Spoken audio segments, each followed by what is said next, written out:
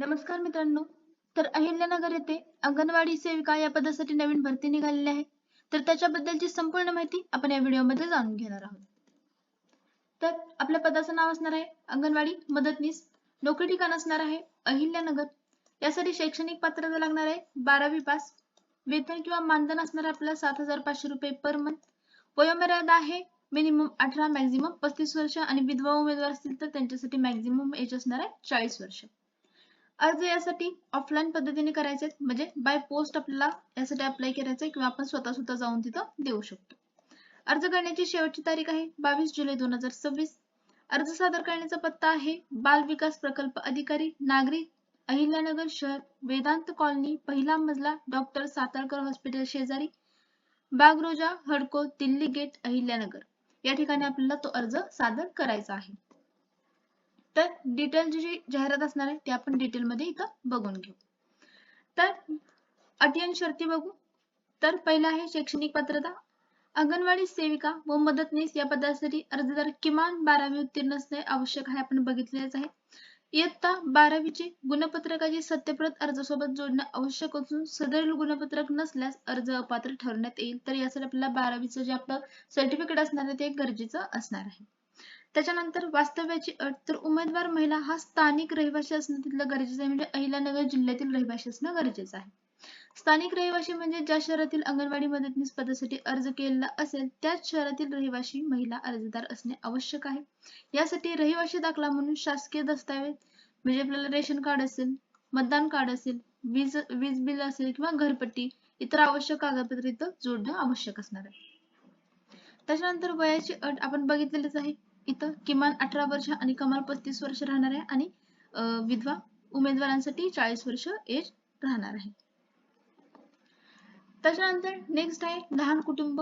तर या पदासाठी आपल्याला अर्ज सादर करणाऱ्या उमेदवारास लहान कुटुंबाची अट लागू राहणार आहे. उमेदवारास 2 ह्यात अपत्य असणं गरजेचं आहे. तर म्हणजे 2 पेक्षा जास्त अपत्य असेल तर आपण यासाठी अप्लाय करू शकत नाही. भाषा ज्ञान. तर रिक्त पदाचा तपशील दर्शवणारा तक्ता जो त्यांनी दिलेला आहे त्यामध्ये अर्ज करणाऱ्या उमेदवारास मराठी भाषेचे ज्ञान असणं आवश्यक असणार आहे. त्याचबरोबर 50% पेक्षा जास्त मुले इथं मराठी भाषा व्यतिरिक्त हिंदी भाषा बोलणारे असल्याने जी काही अंगणवाडी असणार त्यांनी सांगितलेल्या लिस्टमध्ये तर अशा उमेदवारांना मराठी भाषेसोबतच हिंदी भाषेचे ज्ञान असणे सुद्धा आवश्यक आहे. म्हणजे हिंदी भाषा लिहिता आणि वाचता येणे सुद्धा इथं आवश्यक असणार आहे. नेक्स्ट आहे उमेदवार विधवा असल्यास तर सक्षम प्राधिकाऱ्याचे पतीचे मृत्यू प्रमाणपत्र सुद्धा आपल्याला जोडायला लागणार आहे. उमेदवार अनाथ असल्यास जर उमेदवार अनाथ असेल तर तशा प्रकारचं सुद्धा सर्टिफिकेट तिथं जोडावं लागणार आहे. मागासवर्गीय उमेदवार असेल तर त्यासाठी जातीचं प्रमाणपत्र सुद्धा आपल्याला जोडायला लागणार आहे. त्याचबरोबर अनुभव. उमेदवारास एकात्मिक बाल विकास सेवा योजनेची अंगणवाडी सेविका, मिनी अंगणवाडी सेविका, अंगणवाडी मदतनीस म्हणून जर कामाचा 2 वर्षाचा अनुभव असल्याशिवाय अनुभवासाठी असलेले गुण देण्यात येणार नाहीत. म्हणजे मिनिमम आपल्याला 2 वर्षाचा एक्सपिरियन्स असणं तिथं गरजेचं आहे तरच त्याचे गुण तिथं पकडले जाणार आहेत. त्याच्यानंतर मदतनीस या पदासाठी जाहिरातीतील दिलेल्या नमुन्यात स्वतंत्र अर्ज करणं बंधनकारक आहे. विहित नमुन्यातील अर्ज सादर करताना प्रकल्पातील ज्या अहिल्यानगर महानगरपालिका रिक्त पदासाठी अर्ज केला आहे असा त्याचा स्पष्ट उल्लेख आपल्याला करायचा. जे आपलं पद असेल आणि ज्या ठिकाणासाठी आपल्याला अर्ज करायचा आहे त्याचा तिथं स्पष्टपणे अर्जामध्ये लिहायचं आहे. त्याच्यानंतर एका उमेदवाराने एका पदासाठी एकच अर्ज करायचा आहे. उमेदवाराने एकापेक्षा जास्त केंद्रासाठी पदासाठी वेगवेगळे अर्ज सादर केल्यास एकच अर्ज तिथे विचारात घेतला जाणार. तर आपल्याला एका ठिकाणासाठी एकच अर्ज करायचा आहे. अर्जासोबत आपल्याला काय काय जोडायचं? जन्मतारखेचा पुरावा जोडायचा. शैक्षणिक पात्रतेबाबत गुणपत्रक म्हणजे आपलं 12वी सर्टिफिकेट असेल, तुमची डिग्री झाली असेल त्याचं सर्टिफिकेट, जे काही शिक्षण झालं असेल त्याचं सर्टिफिकेट जोडायचे. जातीचं प्रमाणपत्र जोडायचे. त्याचबरोबर अनुभव असेल तर त्याचं प्रमाणपत्र, विधवा असेल तर त्याचं प्रमाणपत्र, अनाथ असेल तर त्यासाठी प्रमाणपत्र. असं जे काही तुमचे सर्टिफिकेट तुम्हाला लागू असतील त्याप्रमाणे तिथं सबमिट करायचे आहे.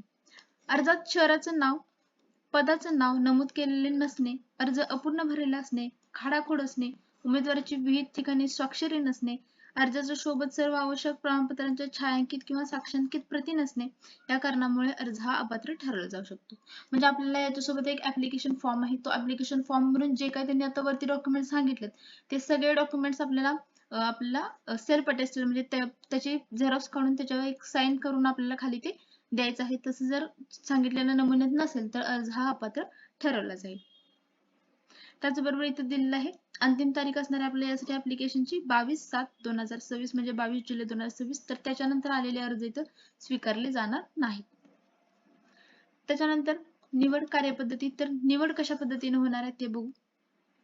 तर उमेदवाराने अर्जासोबत सादर केलेल्या कागदपत्रांवरून इयत्ता 12वी, पदवी, पदविका, पदव्युत्तर पदवी जे काय आपले शैक्षणिक प्रमाणपत्र असेल त्यामध्ये मिळालेल्या गुणानुसार, तसेच विधवा, अनाथ, जात-वर्ग, अनुभव यासाठी मिळालेल्या प्रमाणपत्र म्हणून गुणानुसार गुणानुक्रमे पात्र उमेदवारांची शहरातील रिक्त पदांच्या संख्यानुसार निवड करण्यात येणार आहे.